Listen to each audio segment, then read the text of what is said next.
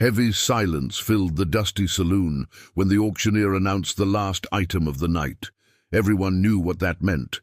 Another lost soul being sold to pay debts she never asked to have. The cowboy in the dark corner shouldn't even have been there. He had ridden 3 days under the scorching Texas sun just to forget a name that had haunted him for 15 years. But something about that woman with her head down on the stage made his heart race in a way he hadn't felt since... No, it was impossible. When the auctioneer started at $50, no hand went up. $30. Nothing. $10. Only cruel laughter echoed through the wooden walls. That's when he stood up, the shadow of his hat covering eyes that had seen too much. $2. His voice cut through the air like a razor. The laughter stopped. The auctioneer hesitated, and then she raised her head, and their eyes met. Have you ever felt like fate was conspiring against you, or was it trying to save you all along? James McKnight never believed in coincidences. At 42 years old, he had learned that the Old West was governed by bullets, bourbon, and betrayal. That September night in 1887 shouldn't have been different from any other. Another shitty town, another stinking bar, another attempt to drown memories that refused to die. But there was something in the air. Have you ever felt that chill on the back of your neck, warning you that your life is about to change completely?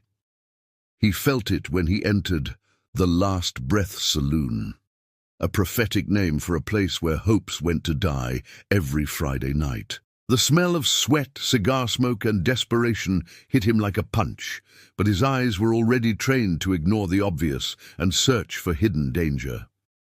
The auctioneer was a fat man with a waxed mustache, the type who smiled while destroying lives and still expected you to thank him. Gentlemen and... Well, gentlemen, he chuckled at his own joke. We've arrived at the moment some of you have been waiting for. There were whistles and drunken shouts. James felt his stomach turn. He knew what was coming next. He had seen it happen in Santa Fe, in El Paso, in Dodge City. Always the same cruel story repeating itself. A woman was pushed onto the improvised stage. Her brown hair was disheveled, partially covering her face. The worn dress barely hid the thinness of someone who hadn't eaten properly in weeks. Her hands trembled slightly, but she kept her head up with a dignity that place didn't deserve to witness. This here is property of Mr. Hutchins, who kindly accepts offers to settle a debt of $200, announced the auctioneer as if he were selling cattle. James should have left. Should have mounted his horse and ridden away from that institutionalized cruelty that the law allowed, that society ignored, that good men pretended not to see. But his feet were nailed to the wooden floor as if invisible roots held him there. There was something about that woman, something familiar he couldn't identify. Was it possible to recognize a soul without even seeing the face? $50. Who'll give 50? The auctioneer swept the room with his eyes. No hand went up. The people there didn't have money to waste. They were there for sadistic entertainment, for the feeling of superiority that comes from seeing someone even more screwed than you. 30? Surely someone has $30 for a dedicated employee? The word employee was said with an obscene wink that made some men laugh and others look away ashamed. The silence dragged on like molasses on a cold day. $10! You won't find a better worker for $10. Still nothing. The woman on stage closed her eyes for a moment, and James saw a single tear trace a clean path through the dust on her cheek. It was the tear of someone who no longer expected anything from life, of someone who had given up fighting against a system that crushes the weak without thinking twice. It was at that moment something inside him broke, or perhaps fixed itself. He wasn't sure. $2? His voice came out louder than intended, echoing through the saloon like distant thunder. All heads turned to him. The auctioneer frowned, confused. "Sir, I said 10. You said you won't find better for 10. Well, I'm offering 2. Take it or not." The room exploded in laughter. Someone yelled, "The cowboy thinks he's bargaining for rotten potatoes." Another shouted, $2 won't even pay for the rope to hang her." But James didn't take his eyes off the auctioneer, who looked back, probably seeking approval from Hutchins, the damn loan shark who had the nerve to call himself a businessman. A nod. Anything was better than nothing. "Sold for $2 to the mysterious cowboy." The gavel hit the wood with a sound that seemed to seal not just a transaction, but a destiny. That's when she raised her head completely, and her eyes, those grey-green eyes that James had seen in nightmares and dreams for 15 years, met his. The world stopped. Air left his lungs. And before the auctioneer could say anything else, she whispered a name that only he could hear in the distance, a name he was certain he would never hear again in his life. "Rose McKnight," she said, and James's world crumbled and rebuilt itself in the space of 2 seconds. His last name, her name. The sister who had disappeared 15 years ago when bandits attacked the family farm and killed their parents. The 12-year-old girl he, then 27, had searched for 3 entire years until finally accepting she was dead. And now there she was, alive. Broken, but undoubtedly alive. His feet moved before his brain could process. He climbed onto the stage in 3 long strides, startling the auctioneer, who quickly stepped back. "Rose!" His voice came out hoarse, loaded with 15 years of guilt, pain, and a hope he had buried so long ago it hurt to unearth it now. She nodded, and tears began to fall freely now, washing away years of silent suffering. "Jamie, you came." The embrace that followed was witnessed by an entire saloon of hard men who suddenly found something very interesting to look at on the floor. James didn't care about the 2 coins that fell from his pocket and rolled across the stage. Didn't care about the confused whispers. In that moment he was a boy again, holding his little sister's hand, promising he would always take care of her. A promise he had broken in the worst possible way. "We need to get out of here," he finally said, pulling back just enough to look at her face. Rose was 32 now, but looked like she had lived 60. There were lines around her eyes that shouldn't be there, a hardness in her expression that broke his heart. What had she been through in those 15 years? Did he really want to know, or would it be better to leave some horrors unnamed in the dark where they belong? But before they could move, a voice cut through the moment like a knife. "Hold on there, cowboy." Hutchins had finally decided to appear, a man in an expensive suit that didn't disguise the rot inside. "She still owes $198. Your $2 were just, how can I say, a down payment on the debt. She still belongs to me." The way he said belongs made James feel a rage he hadn't felt in years, the kind that turns peaceful men into killers. Have you ever felt a hatred so pure it seemed to cleanse everything else? James felt it. His hand moved instinctively to the Colt .45 in his holster, but Rose grabbed his arm with surprising strength for someone so fragile. "No," she whispered urgently. "Not here. Not like this." She was right, as she always was when they were children. James had $47 in his pocket, all he had left after 3 weeks drinking in the name of forgetting. It wasn't enough. "I don't have the money now," James said through clenched teeth. "But I'll get it. Give me a week." Hutchins laughed, an oily and unpleasant sound. "A week? Cowboy, do you think I was born yesterday? In a week you and your sister will be in Mexico, and I'll be holding my dick in my hand." More laughter from the audience. Rose squeezed James's arm harder, feeling the muscles tense under her hand. "So, what do you suggest?" James forced the words out, each syllable a supreme effort of self-control. Hutchins smiled, and it was the smile of a predator who had just cornered its prey.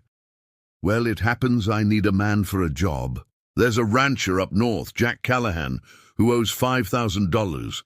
He doesn't want to pay. You convince him to pay, and I'll consider your sister's debt settled. with a $200 bonus on top.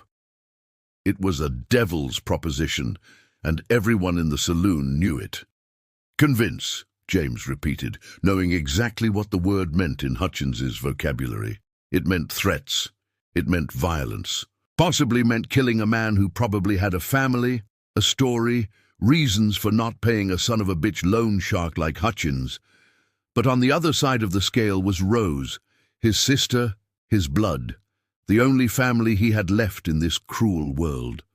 What choice was that really? "And if I refuse?" he asked, though he already knew the answer. Hutchins shrugged with calculated indifference. "Then your sister goes back into my protection, and I guarantee it'll take much longer than a week for her to pay off the debt the way I have in mind." The saloon became so quiet you could hear an oil lamp wick burning in the corner. Everyone knew what that meant. Everyone knew what happened to indebted women who fell into the hands of men like Hutchins. James looked at Rose, searching for, what? Permission, absolution. She looked back with eyes that had seen too much, survived the unimaginable. "Do what you need to do," she said simply. "I won't go back to him. I'd rather die." And in those words, James saw the brave girl who had climbed the tallest tree on the farm while he yelled for her to come down. Saw the girl who had faced a wolf with nothing but a stick when she was only 10 years old. Rose McKnight had never been one to give up easily, but there were limits even for the strongest. The trip to Callahan's ranch took 2 days. James and Rose rode in silence most of the time, both processing the impossible reunion in different ways. Occasionally, he looked at her riding the horse he had borrowed, well, stolen, from a stable on the outskirts of town. Rose had always been good with horses. Apparently, that was something 15 years of hell couldn't erase. On the first night, they camped under a starry sky that seemed too vast, too indifferent to the human drama happening beneath it. James made a small fire, enough to warm up, but not big enough to attract unwanted attention. He had beef jerky and stale bread to share. Rose ate slowly, as if she didn't trust the food was real, that it wouldn't be snatched from her at any moment. "You don't have to ask," she said suddenly, looking at the flames. "I know you want to know what happened, where I've been, why I didn't come back." James stirred a stick in the fire, making sparks dance toward the night sky. Did he really want to know? Or would it be easier to build a story in his head, an edited version that wouldn't keep him awake for another 15 years? But Rose started talking anyway, and once she began, the words came out like water from a broken dam. The bandits had taken her and 3 other women that day. They sold her to a saloon in Arizona when she was only 13. She worked there, and you know what kind of work it was, she said without looking at him, until she saved enough money to run away at 18. Then came years wandering from town to town, doing any honest work she could find. "I looked for you," she continued, and James felt like someone had stuck a knife between his ribs. "For years. I asked in every county, showed your picture to sheriffs, to travelers. Nobody knew of a James McKnight. Eventually, I stopped looking. I thought maybe you had also died that night, and nobody just told me." How had they passed each other like ships in the night, both searching, both giving up, both convinced the other was lost forever? James finally found the courage to speak. "I changed my name," he admitted, the words hurting on the way out. "After 3 years searching for you, I couldn't carry the McKnight name anymore. It felt like a lie, a reminder that I had failed to protect the only person who mattered. He had become James Nolan, a name without history, without weight, without expectations. Ironic that the name she searched for never existed in the places she looked. And the $200 debt?" he asked, changing the subject before guilt consumed him completely. Rose gave a bitter laugh, without humor. "Hutchins owns the boarding house where I worked. Said I stole $200 from him. Complete lie, but who believes a woman against a respectable businessman?" The sheriff was in his pocket, the judge too. "So here I am, property of a man who invented a debt just because I refused to sleep with him for free.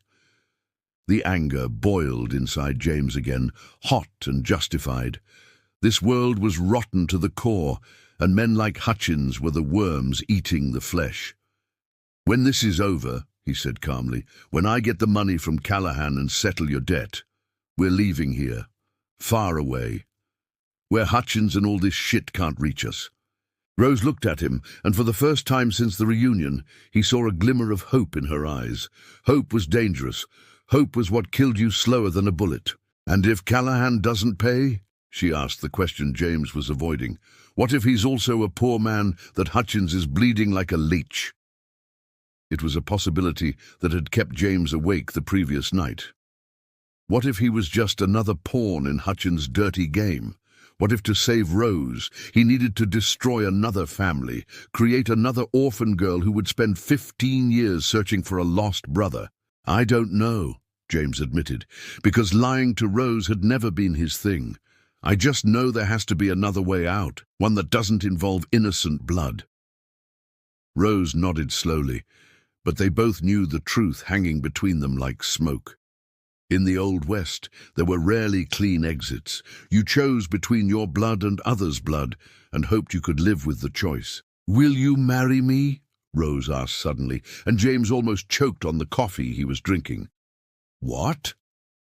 "It's the only legal way to get me away from Hutchins," she explained with the cold logic of someone who had learned to play the dirty game of law.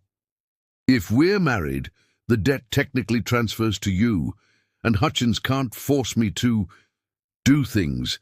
If I'm a married woman, it's against the law."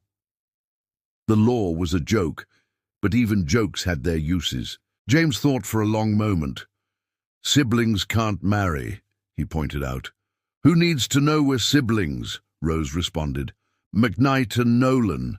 Different names. No records connecting us since the massacre. For all intents and purposes, we're just two strangers who met at an auction. It was bizarre, it was probably illegal, but it was also brilliant in its twisted simplicity, and in the West you did what you needed to do to survive." Callahan Ranch was smaller than James expected. It wasn't a cattle empire, but a modest family operation. A few hundred head, barns that needed repairs, a wooden house that had seen better days. Children played in the yard. A woman hung laundry. It was the image of everything James had lost that night 15 years ago, and seeing it made something painful contract in his chest. "Still want to do this?" Rose asked beside him. She also saw the children. She also understood what was at stake. James took a deep breath. "I'll talk to him first, man to man. See what's really going on before doing anything stupid." Hutchins probably expected him to come in shooting, collect the money over corpses, but James McKnight, or Nolan, or whoever he was now, wasn't that kind of man. Not yet. Jack Callahan was a man in his 50s, with calloused hands and sunburned face. When James identified himself using the name Nolan and explained he represented Hutchins, he saw something die in Callahan's eyes.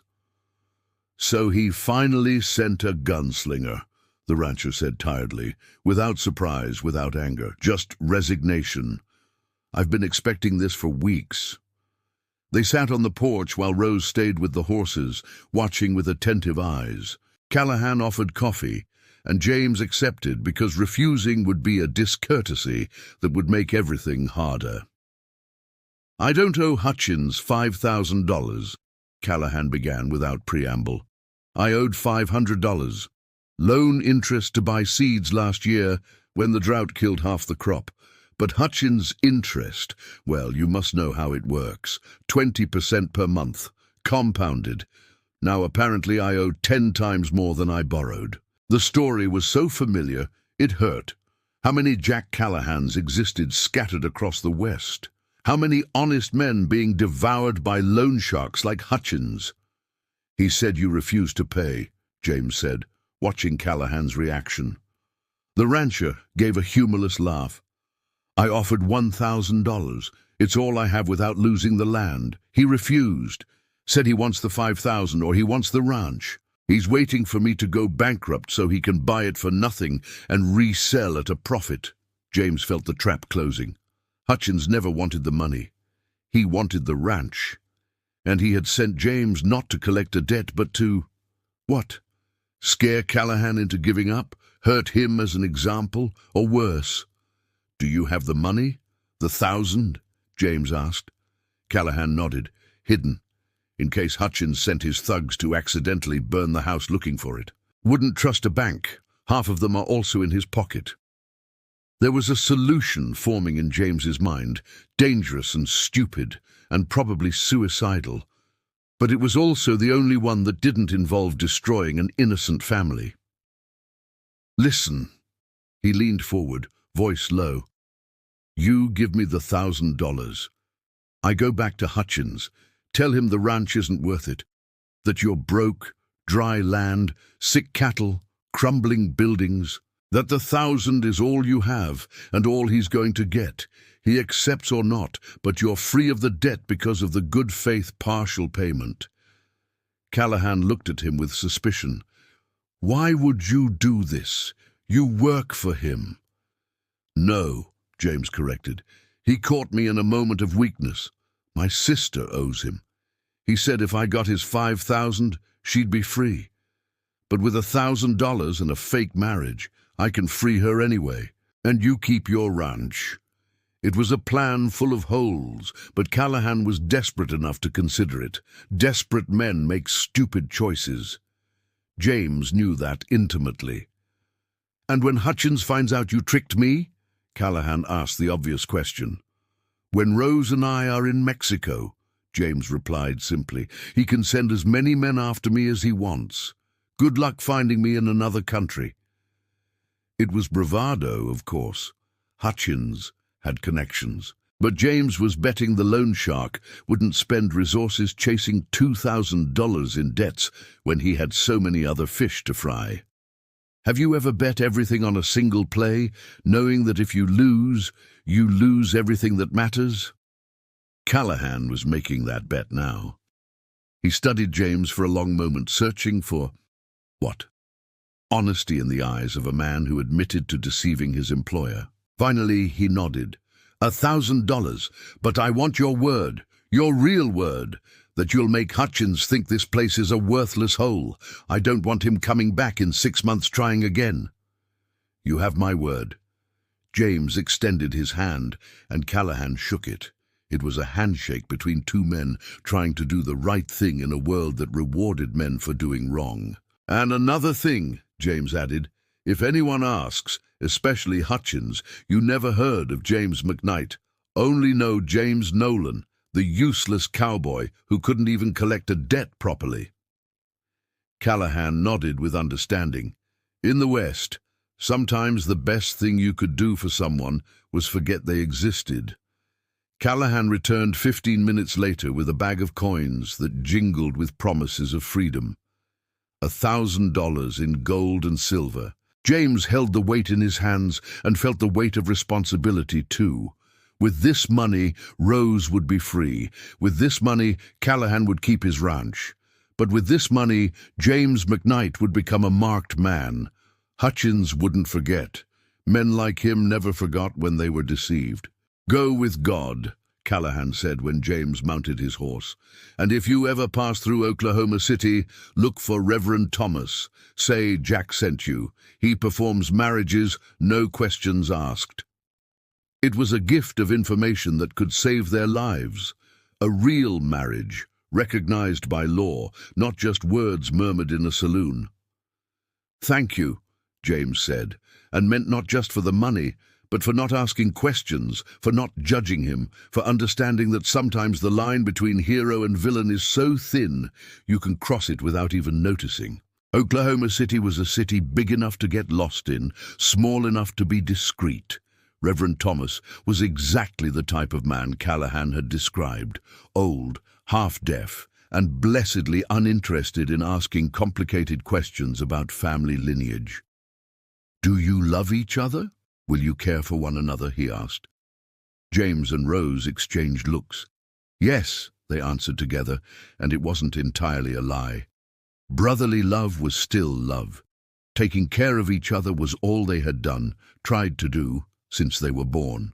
Then I declare you husband and wife before God and the law of Oklahoma, the Reverend proclaimed, and thus, with a few words and $10 in bribery, James McKnight and Rose McKnight became James and Rose Nolan, a married couple in the eyes of the law. Bizarre? Absolutely. Necessary? Undeniably. They signed the papers with false names and paid witnesses who barely looked at them. In 19th century America, reinventing yourself was almost a national sport.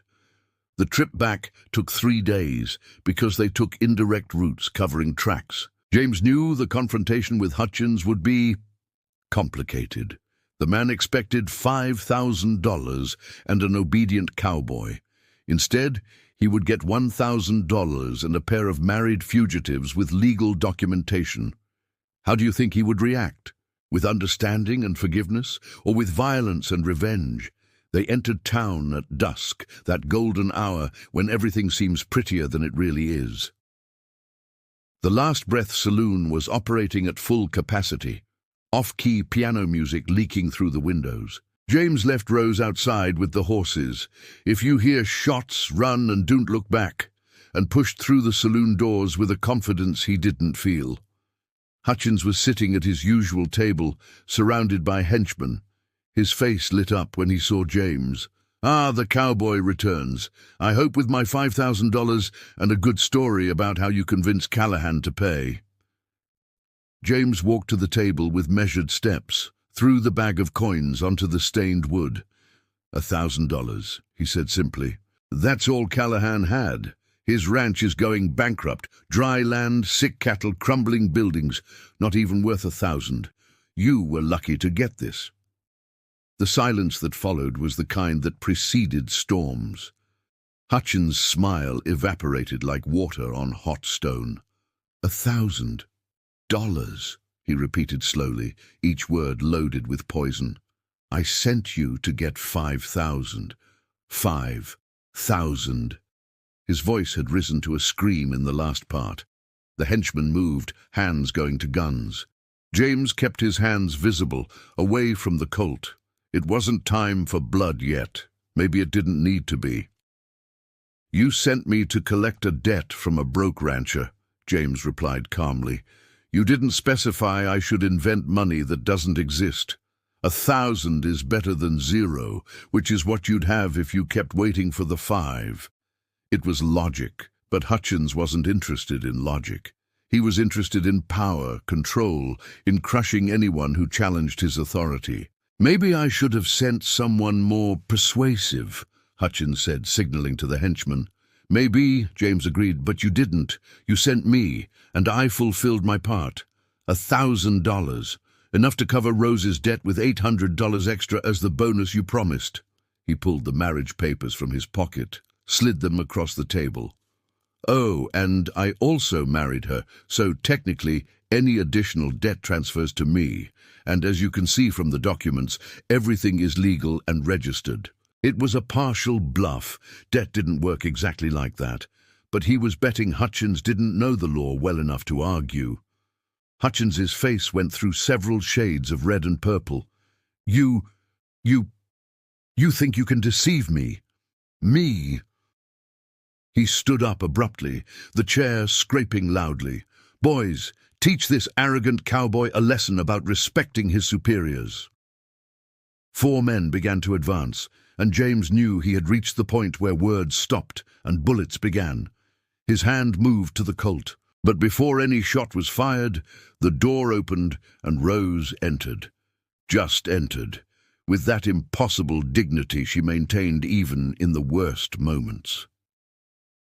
"Hutchins," her voice cut through the saloon like a church bell, clear and cold.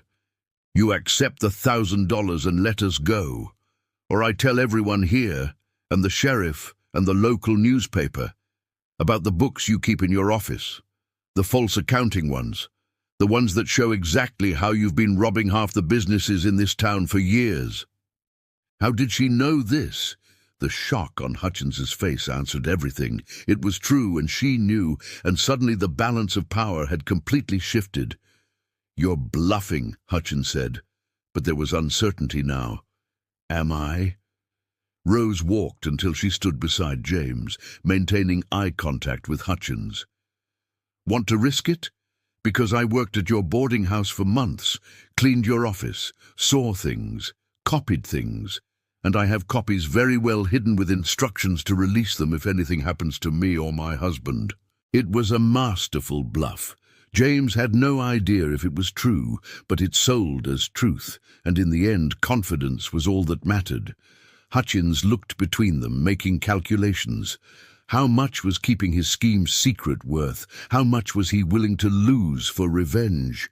"Take the money and get out of my town," he finally spat. "And if I ever see you two again, the copies won't matter because you'll be too dead to use them." "Deal?"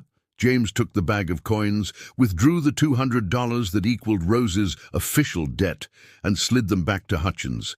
"Consider it settled. No debts, no connections. We'll never see each other again."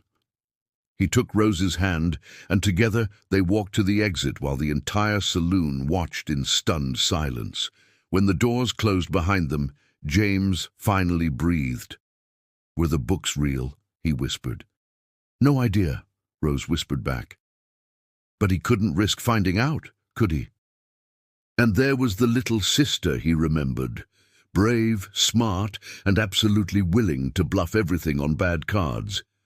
The ride to Mexico took weeks, but they finally crossed the border on a sunny day that seemed to promise new beginnings. They bought a small property on the outskirts of a village where nobody asked questions in English and everyone accepted American pesos. Rose planted a garden, James raised horses, and every night they sat on the porch and watched the sunset as if it were the most precious thing in the world, because it was. Freedom always is.